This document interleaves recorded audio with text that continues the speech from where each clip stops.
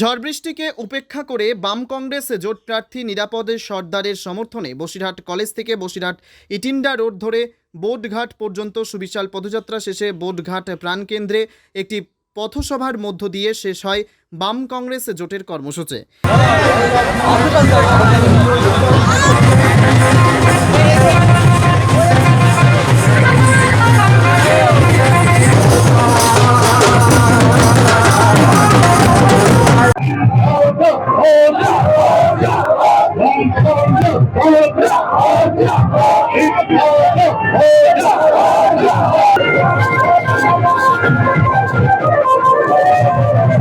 এ মিছিলে পা মেলান কংগ্রেস নেতা সৌম্য আইএস, বাম নেত্রী মীনাক্ষী মুখার্জি, বসিরহাট লোকসভা কেন্দ্রের প্রার্থী নিরাপদ সর্দার সহ একাধিক বাম ও কংগ্রেস নেত্রী।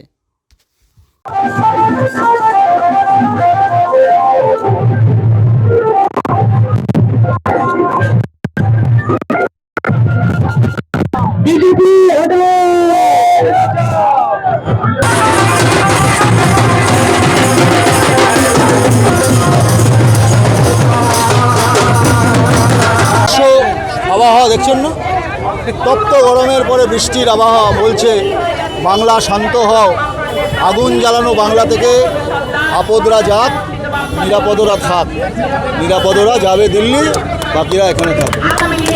জবাব দিয়ে দিচ্ছি, ওসব জবাবের কোনো মূল্য নেই। বাম কংগ্রেস ঐক্যবদ্ধভাবে বাংলায় লড়ছে তৃণমূল আর বিজেপির বিরুদ্ধে।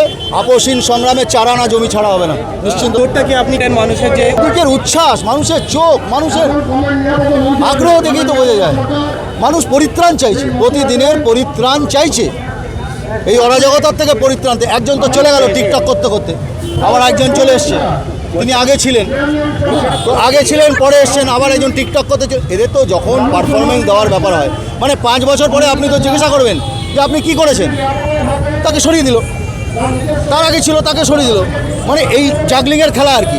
তো নিরাপদতা মাটির মানুষ, মানুষের সঙ্গে থাকবে, কাজ করলে মানুষের সঙ্গে, হারলেও আছে জিতলেও আছে, নিরাপদতা জিতবে, মানুষ বলছে পরিষ্কার। সন্দেশখালী এখন যেটা ভিডিও ভাইরাল হচ্ছে সেটাই তো হচ্ছে নাটক। সন্দেশখালীর যে আন্দোলন ছিল সেই আন্দোলন তো শুরু হয়েছিল 2011 সালে।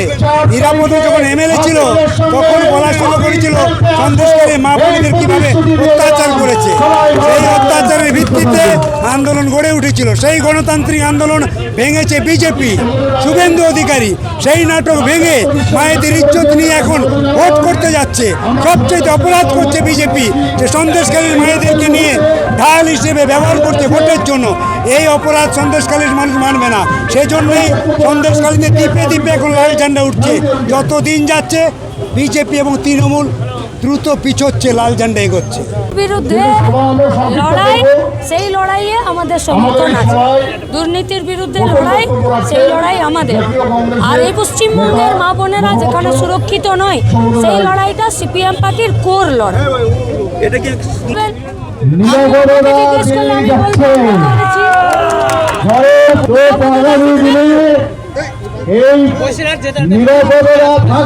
জিতবে, জেতার জন্যই নেমেছি। আমি অ্যাস্ট্রোলজার নই, জিতবো 4 তারিখ, বাকি বোঝানো। ব্যুরো রিপোর্ট, পিবি বার্তা।